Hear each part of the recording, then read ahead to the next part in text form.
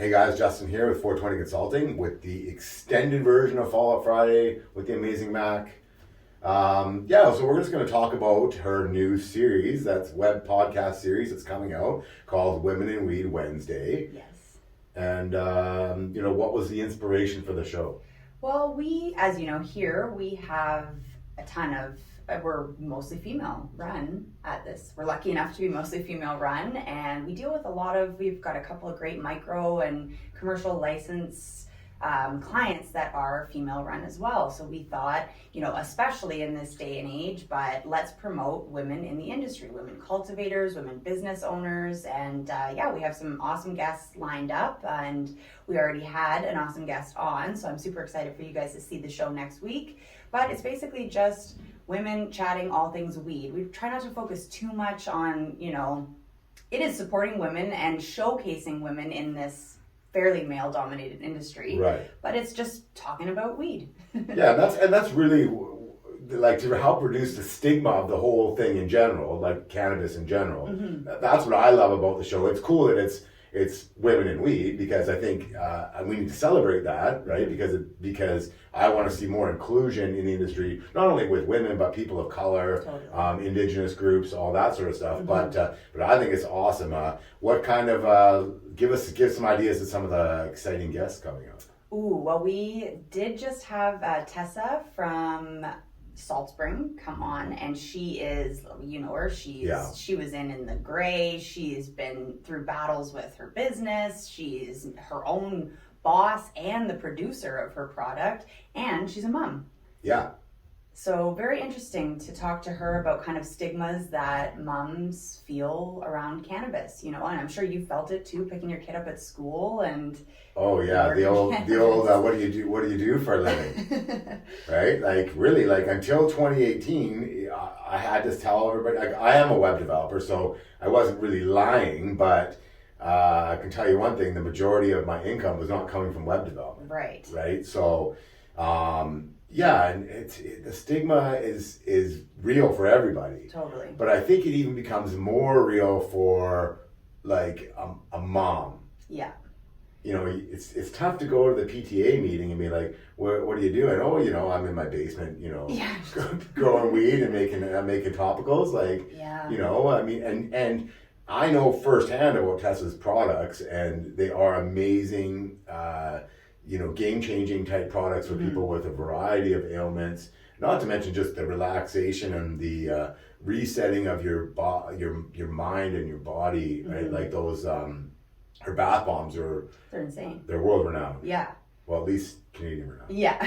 If you guys haven't checked her out, she's Rising Moon Botanicals, and the products are incredible. I want to try some more. She's got a new skincare line, but you should check them out. They're all natural and female-owned business, and something we should for sure support. Plus, the products are amazing. Yeah, and if anybody wants to, we had Tessa on the first episode of our Cannabis series, so make sure you go to YouTube and search 420 Consulting and check out that series. Tessa makes an amazing, I think she makes 2, maybe 3 appearances on various episodes, 2 for sure. But yeah, she's an unbelievable human being, and she has an amazing story as well, right? Like her battle with Crohn's disease and what juicing the cannabis plant did for her is unbelievable. Yeah, and she actually mentioned, which I had no idea, that when you juice the cannabis plant, it takes out the psychoactive effects of it. I didn't realize that. Yeah. And that's why, the biggest concern from the medical side, like when you look at this ACMPR, the rumor changes, is that there are people like Tess out there that need to juice their cannabis. Yeah. And for those of you at home that don't realize what this means, is it's a tremendous amount of cannabis that you have to use, and you're using fresh cannabis. So you could literally, people go, oh my God, how could you see these big number of licenses, these 70, 80, 90 gram a day licenses? Well, that's why. Yeah. You like, can you imagine if Tessa had to go out and buy that product? No. She wouldn't have been able to afford that level of home she lives in now. No way she wouldn't have been able to afford anything, food, right? Like there's no way. 80 grams a day, even if you've got a friend, right, oh God. is a minimum of a $300 a day habit, if you will. Yeah. Right? And that's to get yourself cured of a life-threatening disease. Like, one of the biggest crimes I think of prohibition was the lack of research in the benefits of the cannabis plant. Yeah, for sure. So my grandpa, he's gone now, but he had Parkinson's disease and super healthy guy, you know, played hockey, biked everywhere, like still going to the gym twice a week in his late 70s, like healthy guy. Mm-hmm. And then Parkinson's and different, you know, it affects the mind, it affects your whole body. And, you know, they had him on, I don't even know what the medicine was, but pills and just stuff. And he was just fogged. Like, he wasn't himself. He could, like, barely kind of keep up with a conversation. And so I was, like, just getting into, because it was, of course, before legalization, how incredible the medicinal benefits to the plant are. And I had a cook. I was working at a restaurant at the time, a cook that was in the illicit market, and he had some really incredible CBD and THC tinctures, and he was like, yeah, I'll whip some up for your gramps, I'll make sure it's non-psychoactive for sure, no THC, because my grandpa was, you know, he's an older gentleman, and yeah, he doesn't need to trip out. No. And certainly in that case, he didn't need to trip out anymore. No. Yeah. So yeah, and the CBD, I was like, here, we're gonna put these in your tea, and just different, you know, of course, tremors are still there, and Mm-hmm. but just the difference in his personality and his day to day. Like, do you want to live out the rest of your days in just some fog and just be like? That's not really living, is it? No. Yeah. You know, he was a different person, and so that was my, you know, start to, oh my God, this plant is more than just when people offered it to me in high school. Yeah.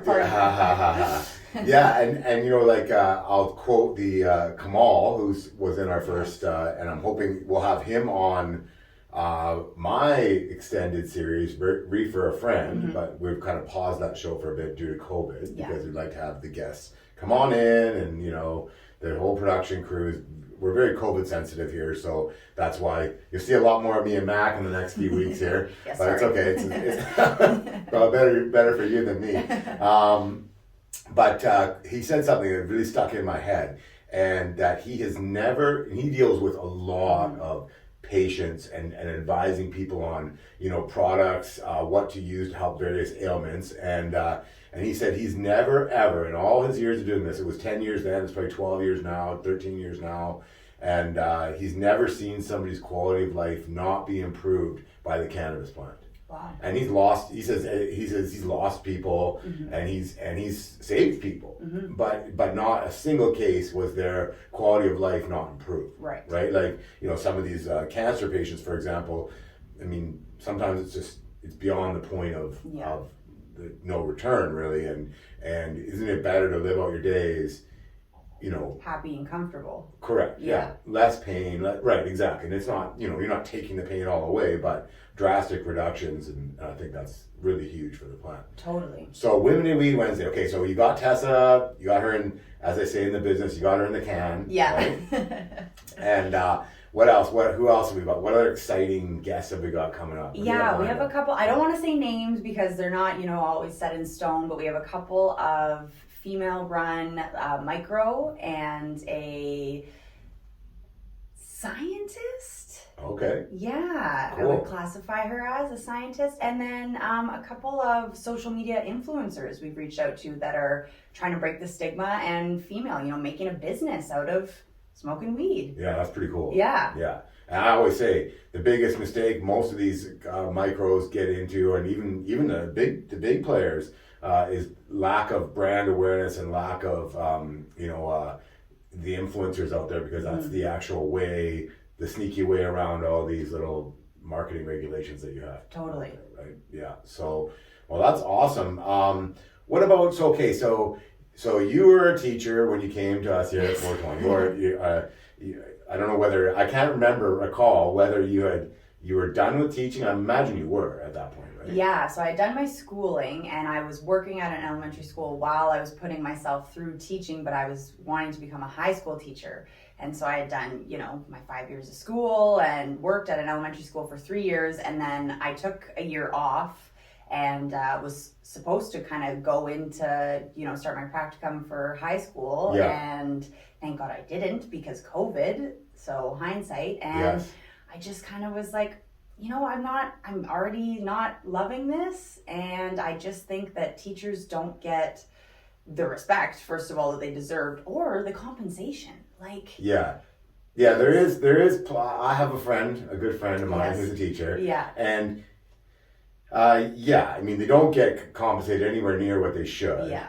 And the only upside is you get summers off. True. Yeah.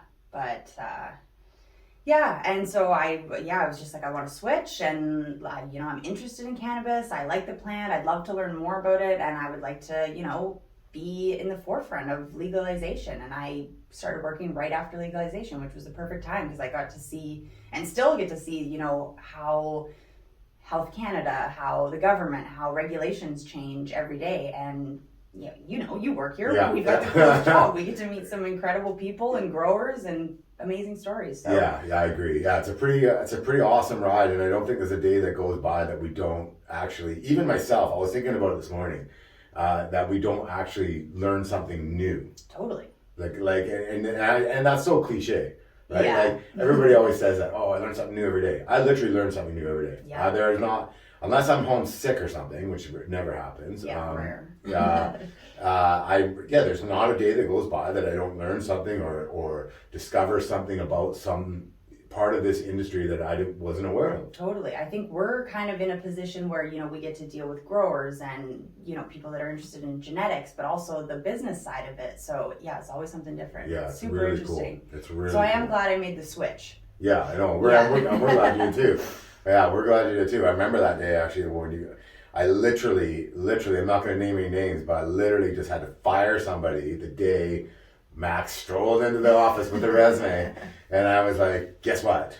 You're hired. Right there. You were like, hey, can you stay for a meeting? And I was like, yeah, sure. Yeah, I just, and I always, and for me, I like people that are passionate about the industry. If you have the certain skill sets, like in this case, can you work a computer, right? Can you articulate, language? Can you copy and paste, Control C, Control V, right? Yeah. Are you able to learn, right? And based on the fact that you were a teacher, it was a pretty easy teacher, university degree, plus the fact that you love the plant, and you seemed like a really good person, right? And I'm very good. That's one of my personal little skill sets is being able to read people pretty well. I mean, obviously I didn't read that person I fired pretty well, but you can't be 100%. I'm like 92% accurate. Not bad. Yeah. Not bad. Yeah, 92% accurate.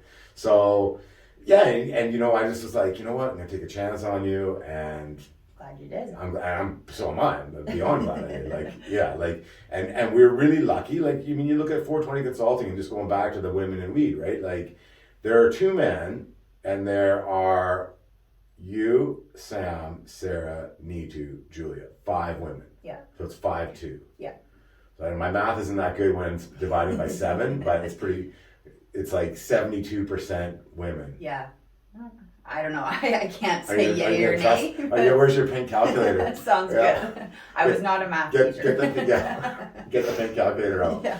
Yeah, so I'm really excited. I mean, and this whole women in weed thing is something that I really, as soon as you mentioned it to me, I was super stoked on it, right? I think, it really fits in with the messaging that we're trying to get out there to people. The reason we kind of got the studio was to kind of, help people get podcasts out to the people that help reduce the stigma. Mm-hmm. So, I mean, if anybody gets to this point in this podcast, brilliant. But also, if you're looking to produce a show, you want to get in, I'm happy to just, let you come use the studio. Yeah. It's fully equipped, right? And come in and get your story out there, and let's work together to destigmatize this industry, not only for women, but for people of color, indigenous groups. I really want to see this be a much more inclusive industry. Totally. Had the pleasure of working with some great, corporate structures, right? Mm-hmm. And actually BC Craft was actually really, striving to be inclusive as well. Mm-hmm. I'd hazard a guess that it was maybe 50-50 there, with the C-suite containing, a couple of very powerful women in there, and which was really cool. Actually, two really powerful women in the C-suite, and then in that secondary level, what they called the Jedi Council, there was a lot of powerful women in there as well. So, that's what I want to see, and I'm really excited, and I can't wait to see some of these guests on, and I'm excited to have them. And I'm the same way. I mean, it is a male-dominated industry. It's also a white-dominated industry. Yeah. I would love to, if anybody has any recommendations for female or male, and it doesn't matter, people of color, BIPOC, that have a good cannabis story, or are trying to get into the cannabis game, we would love to interview them. We got to try and get Renee on. Oh yes, yeah. She's an unbelievable pioneer in this industry from way back when. Getting her on would be unreal. I think we should actually. I'll help you with that one. For sure. Okay, yeah. Good deal. Thanks. I'll be book some guests randomly. Make sure you give us a follow on Instagram and subscribe to our YouTube channel where you'll see this video. And so thanks for tuning in, and we'll see you next week.